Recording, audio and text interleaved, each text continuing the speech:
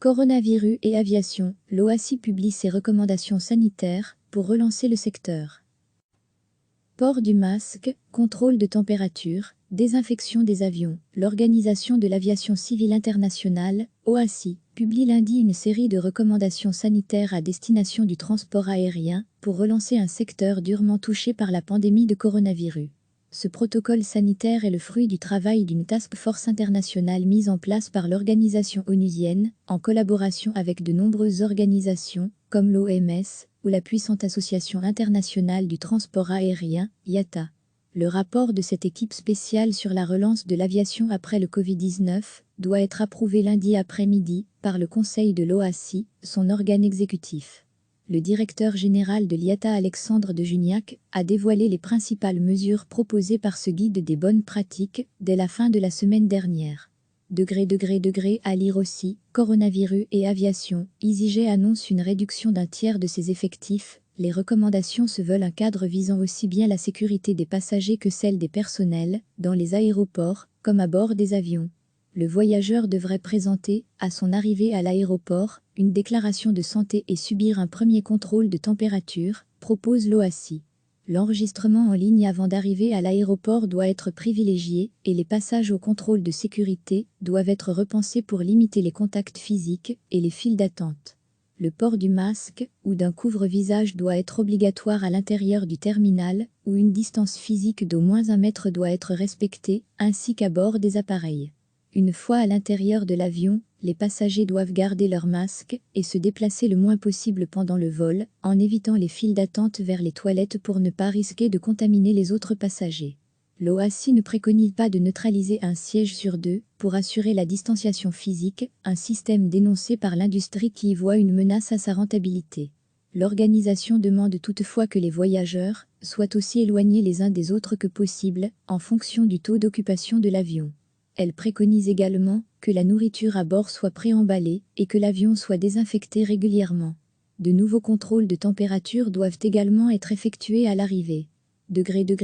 À lire aussi, coronavirus et aviation, le plan de sauvetage de Lufthansa validé par un accord entre le gouvernement allemand et la Commission européenne. Ces mesures n'auront pas de caractère obligatoire, mais elles ont fait l'objet d'un large consensus, qui leur donnera une autorité qui fera référence mondiale, pour la première fois sur ce sujet depuis la crise du Covid-19, explique Philippe Berthoud, représentant de la France au Conseil de l'OACI, qui a piloté les débats de la task force.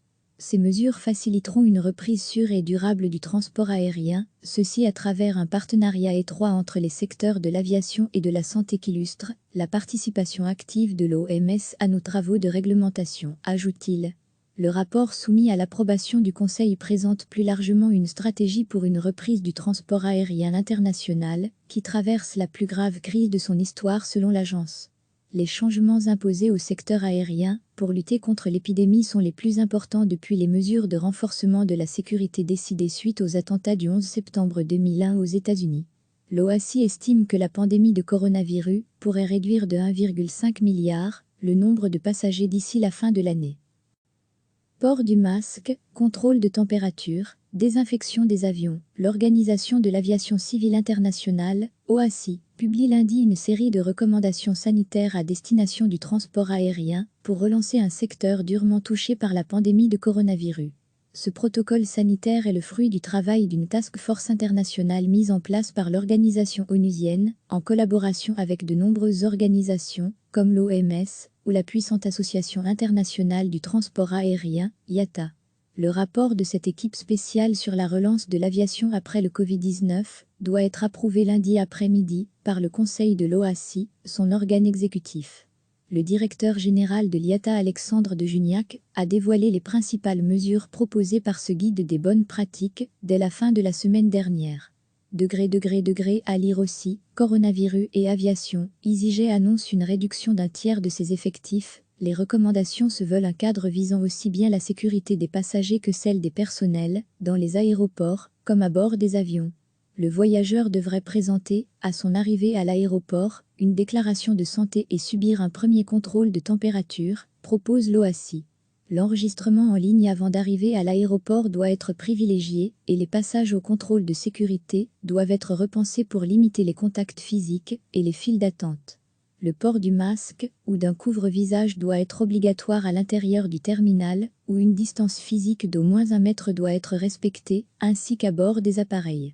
Une fois à l'intérieur de l'avion, les passagers doivent garder leur masque et se déplacer le moins possible pendant le vol, en évitant les files d'attente vers les toilettes pour ne pas risquer de contaminer les autres passagers. L'OACI ne préconise pas de neutraliser un siège sur 2 pour assurer la distanciation physique, un système dénoncé par l'industrie qui y voit une menace à sa rentabilité. L'organisation demande toutefois que les voyageurs soient aussi éloignés les uns des autres que possible, en fonction du taux d'occupation de l'avion. Elle préconise également que la nourriture à bord soit préemballée et que l'avion soit désinfecté régulièrement. De nouveaux contrôles de température doivent également être effectués à l'arrivée. À lire aussi, coronavirus et aviation, le plan de sauvetage de Lufthansa validé par un accord entre le gouvernement allemand et la Commission européenne. Ces mesures n'auront pas de caractère obligatoire, mais elles ont fait l'objet d'un large consensus, qui leur donnera une autorité qui fera référence mondiale, pour la première fois sur ce sujet depuis la crise du Covid-19, explique Philippe Berthoud, représentant de la France au Conseil de l'OACI, qui a piloté les débats de la Task Force. Ces mesures faciliteront une reprise sûre et durable du transport aérien, ceci à travers un partenariat étroit entre les secteurs de l'aviation et de la santé qu'illustre la participation active de l'OMS à nos travaux de réglementation, ajoute-t-il. Le rapport soumis à l'approbation du Conseil présente plus largement une stratégie pour une reprise du transport aérien international, qui traverse la plus grave crise de son histoire selon l'agence. Les changements imposés au secteur aérien pour lutter contre l'épidémie sont les plus importants depuis les mesures de renforcement de la sécurité décidées suite aux attentats du 11 septembre 2001 aux États-Unis. L'OACI estime que la pandémie de coronavirus pourrait réduire de 1,5 milliard le nombre de passagers d'ici la fin de l'année. Cliquez sur s'abonner pour recevoir les dernières nouvelles.